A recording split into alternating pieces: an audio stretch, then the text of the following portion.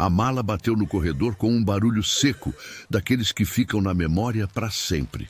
Lá fora, o céu do Rio de Janeiro havia virado uma coisa escura e furiosa, com trovões que sacudiam as janelas e chuva que batia nas telhas como se quisesse entrar à força. E dentro daquela casa, no meio de toda aquela tormenta, Tainara olhou para a tia e sentiu que o chão havia sumido debaixo dos seus pés. Neide estava de pé no meio da sala, com o braço apontado para a porta. A voz dela não tremia. Era pior do que isso. Era fria. Pode ir. Hoje você não dorme mais aqui. Querido ouvinte, antes de continuarmos com a história, aproveite para se inscrever no canal e ativar o sininho para receber mais histórias emocionantes como essa. Tainara tinha 16 anos, estava de uniforme escolar, com os cadernos ainda abertos na mesa da cozinha. Não havia feito nada além de existir naquela casa, estudar naquela mesa, respirar aquele ar que a tia nunca havia aceitado dividir de verdade. Ela ficou parada por um segundo, só um. Depois foi até a mesa, pegou os livros, os cadernos, as folhas de anotação e enfiou tudo dentro de uma sacola de plástico que encontrou embaixo da pia. Fechou bem. Apertou o nó com cuidado, porque lá fora chovia demais e aqueles livros eram a única coisa que ela não podia perder. Pegou a mala que a tia havia jogado no corredor e saiu. A porta bateu atrás dela com uma violência que o vento ajudou. Então, estava ela ali, na calçada molhada de uma rua da zona norte do Rio, com a chuva caindo de lado, a mala numa mão, a sacola de livros na outra e 16 anos no corpo inteiro. O vento dobrava as árvores. A água escorria pela sarjeta num barulho de correnteza. Ela ficou parada por um momento, olhando para a rua como se esperasse que alguém viesse buscar ela. Ninguém veio. Ela começou a andar. Não sabia para onde.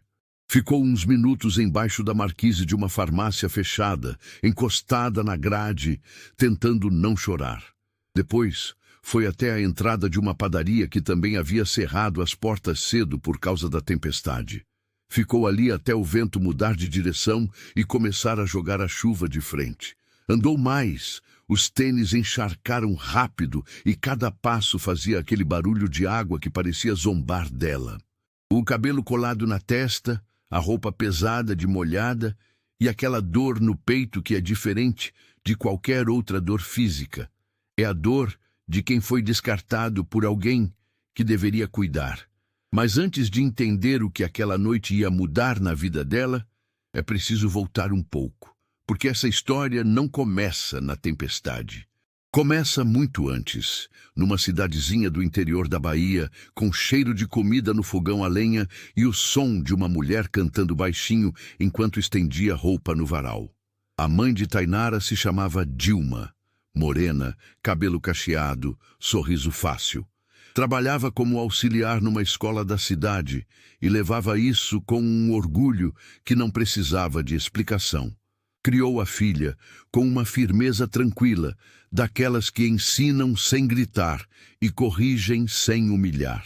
O pai, Genivaldo, trabalhava numa empresa de transporte de cargas e chegava em casa cansado, mas sempre com tempo para sentar à mesa, perguntar como tinha sido o dia da filha e ouvir de verdade. Não era uma família rica, era uma família inteira.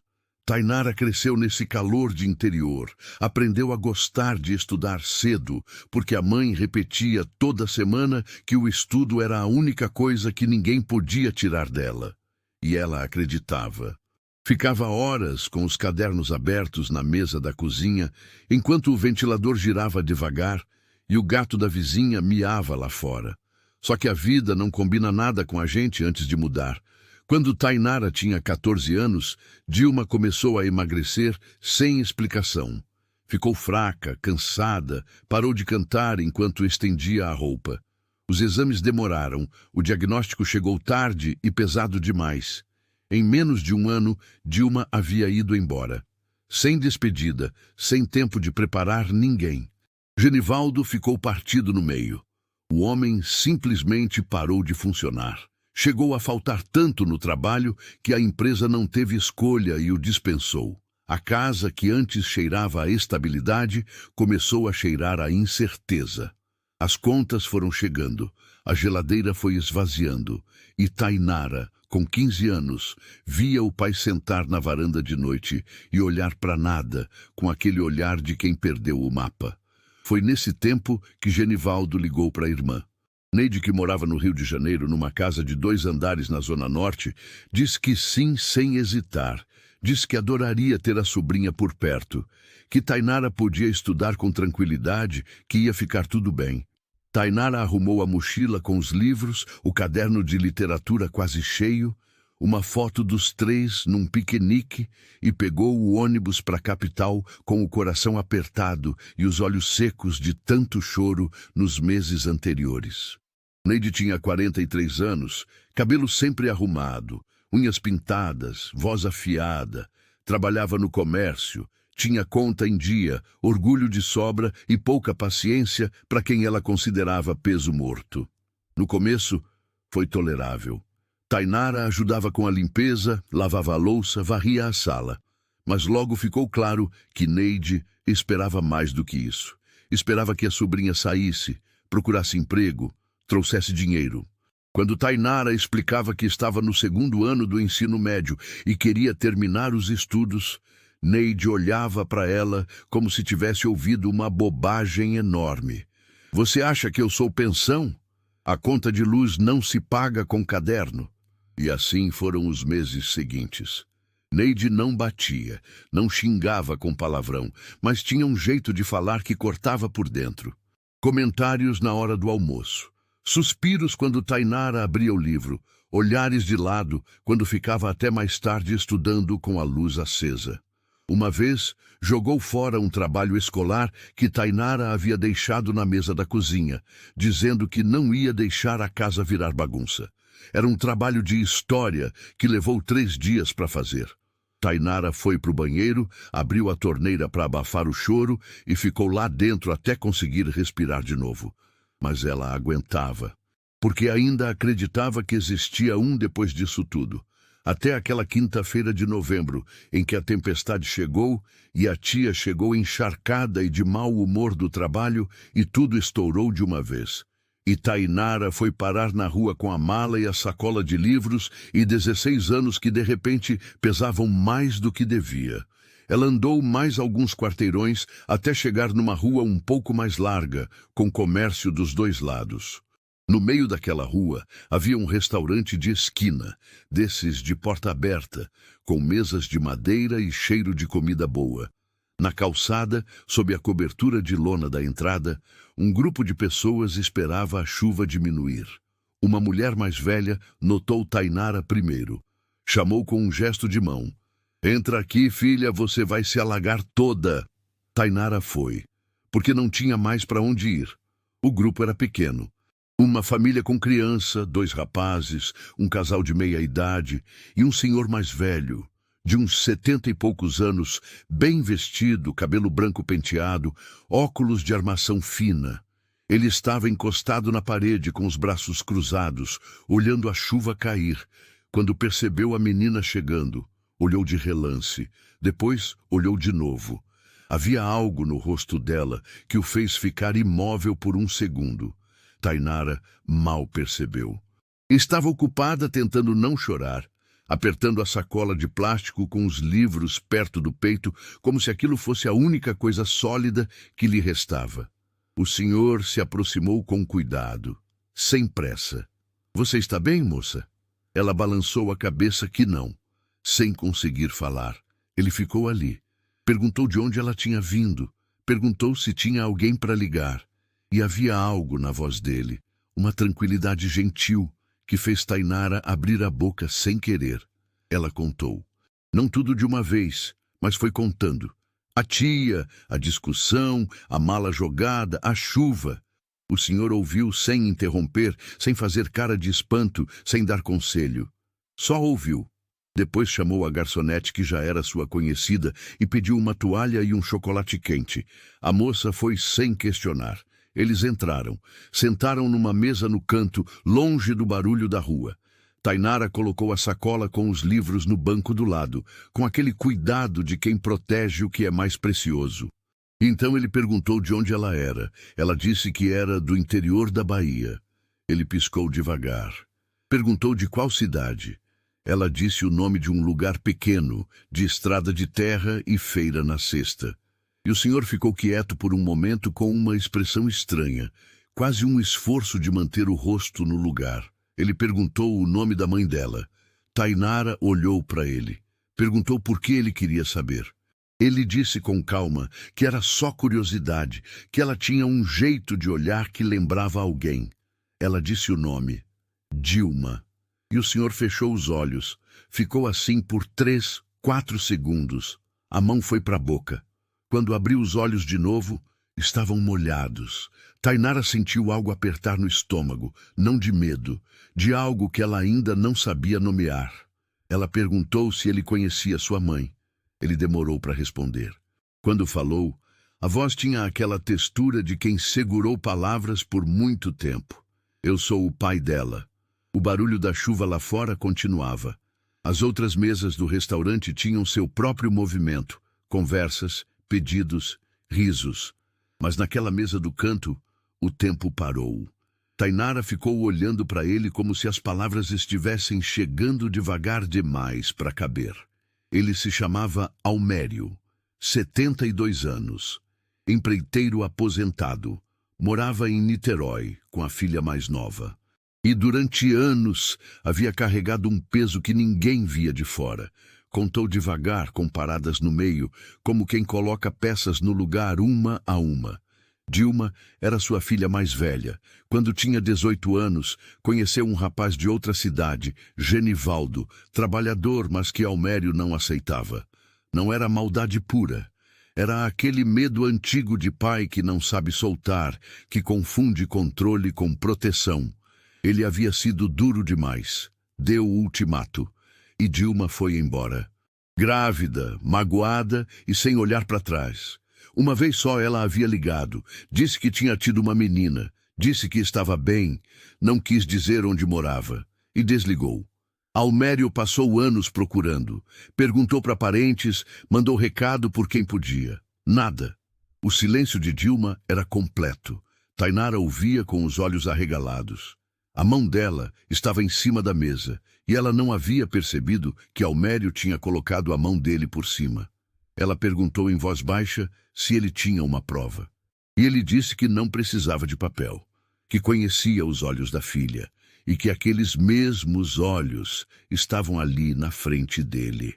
Tainara abriu o celular com a mão trêmula, abriu a galeria e encontrou uma imagem antiga, digitalizada de uma foto de papel.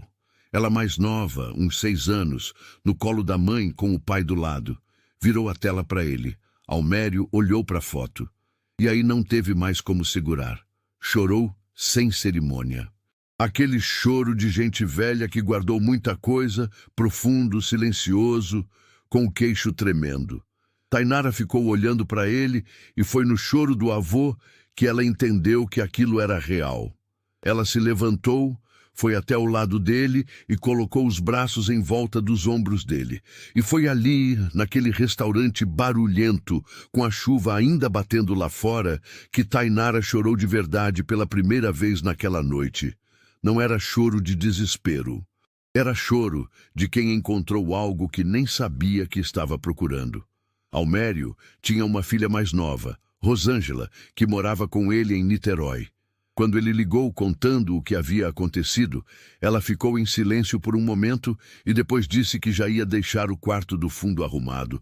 Tainara foi com ele naquela mesma noite, com a mala ainda molhada e a sacola de livros embaixo do braço.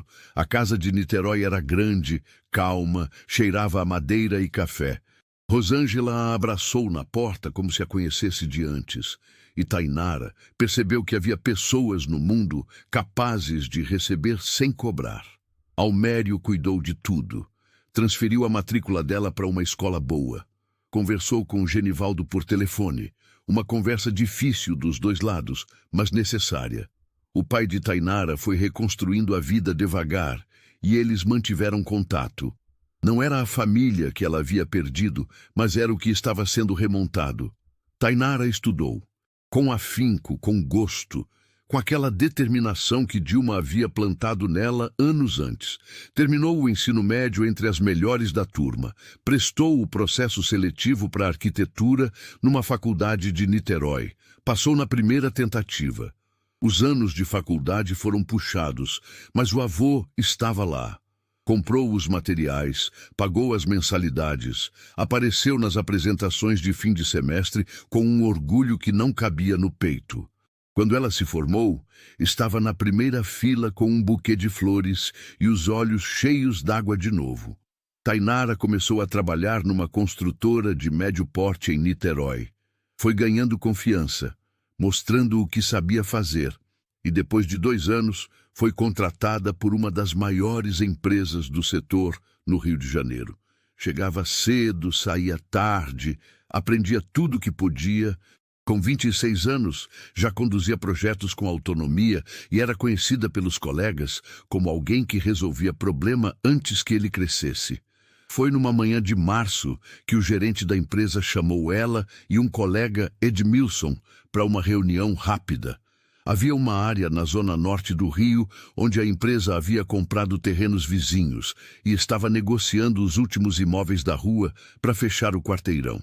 O projeto era um conjunto residencial de alto padrão. Faltava convencer um punhado de proprietários que ainda não tinham aceitado a proposta. Tainara pegou a pasta com os documentos, ajustou o crachá e saiu. Percorreram as casas uma a uma. A maioria das conversas foi tranquila. Pessoas curiosas, algumas desconfiadas, mas dispostas a ouvir. Tainara explicava o valor, mostrava o projeto, respondia às perguntas com paciência. A última casa da lista ficava no fim da rua. Uma construção de 2 andares, portão de ferro preto, janelas com persiana. Tainara olhou para o endereço no papel e algo naquele número lhe pareceu familiar. Mas ela não parou para pensar. Bateu no portão. Passos no corredor. A porta se abriu. A mulher tinha uns 50 anos, cabelo escuro com fios brancos nas raízes, unhas pintadas de vermelho. Usava uma blusa estampada e olhava com aquela expressão de quem não esperava visita. Tainara olhou para ela e parou. O tempo voltou 10 anos numa fração de segundo. Neide olhou para Tainara e também parou. Edmilson olhou de uma para outra sem entender nada. Foi Tainara quem falou primeiro. A voz saiu firme, sem tremor, sem raiva, só firme. Tia Neide. A mulher ficou de queixo frouxo, os olhos percorrendo o rosto da sobrinha como se estivesse tentando confirmar o que via. A Tainara que ela havia colocado para fora numa noite de chuva tinha 16 anos e uma sacola de livros. A mulher na frente dela usava roupa social, tinha crachá no pescoço e pasta na mão. Edmilson disse que eram da empresa e perguntou se podiam entrar. Neide abriu a porta como se estivesse num sonho. Sentaram na sala. A mesma sala. Tainara reconheceu o sofá, o aparador de madeira, o quadro de paisagem na parede. Só que agora o ambiente parecia menor, mais apertado, como todos os lugares da infância quando a gente cresce. Edmilson explicou a proposta. Valor de mercado acrescido de 1%. Prazo para desocupação. Todas as despesas da transferência pagas pela empresa. Neide ouvia, mas os olhos dela viviam voltando para a sobrinha. Tainara não desviou o olhar. Quando Edmilson terminou e perguntou se ela tinha dúvidas, Neide disse que precisava de um tempo para pensar. Edmilson disse que tudo bem. Levantou-se e foi até a janela confirmar uma medida. E Neide, em voz baixa, virou para Tainara. Como você está? Tainara guardou a caneta que tinha na mão. Olhou para a tia com aquela tranquilidade que a vida dura ensina. Estou muito bem, tia. Naquela noite de chuva eu encontrei meu avô, o pai da minha mãe. Fui morar com ele em Niterói. Terminei os estudos, me formei em arquitetura. Trabalho aqui há 2 anos. Neide ouviu cada palavra sem piscar. Tainara continuou, devagar, sem elevar a voz. Aquela noite foi a pior da minha vida. Eu tinha 16 anos, estava sozinha numa tempestade, sem saber para onde ir. Mas também foi a noite que mudou tudo, porque se eu não tivesse saído daqui, eu não ia encontrar meu avô, não ia ter essa vida. Havia uma pausa pesada entre as duas, daquelas que ocupam o espaço que as palavras não conseguem preencher. Neide abriu a boca, fechou, abriu de novo. E o que saiu não era um pedido de desculpas elaborado, não era explicação, não era nada que desfizesse o que havia sido feito. Era só um fio de voz arranhado. Eu deveria ter agido diferente. Tainara ficou olhando para ela por um momento. Depois pegou a pasta, se levantou e chamou Edmilson, que voltava da janela. A empresa vai aguardar seu contato, tia. Saíram. Na calçada, Edmilson comentou que aquela havia sido uma visita estranha. Tainara disse apenas que às vezes a vida é assim, que os caminhos cruzam de formas que a gente não planeja. Ele assentiu sem entender direito e foi verificar o carro. Tainara ficou parada por um instante, olhou para a rua, reconheceu a padaria da esquina, o poste torto, o muro pichado que nunca havia sido pintado. 10 anos, e aquela rua era quase a mesma. Ela é que era outra.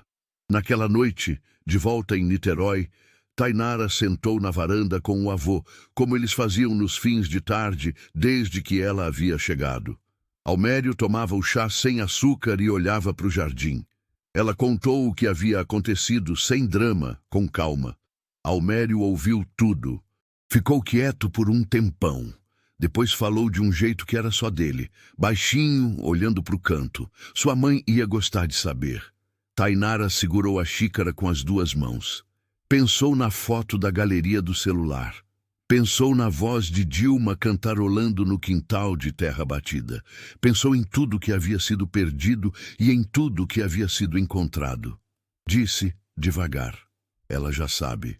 O jardim estava quieto. O céu de Niterói, daquela hora, tinha aquela cor entre o azul e o roxo que ninguém sabe nomear direito. E ali, naquela varanda, 2 pessoas que a vida havia separado por décadas e reunido numa noite de tempestade ficaram em silêncio, tomando chá, sem precisar de mais nada. Querido ouvinte, se você gostou dessa história, curta o vídeo, se inscreva no canal, compartilhe e comente de que cidade você está vendo esse vídeo.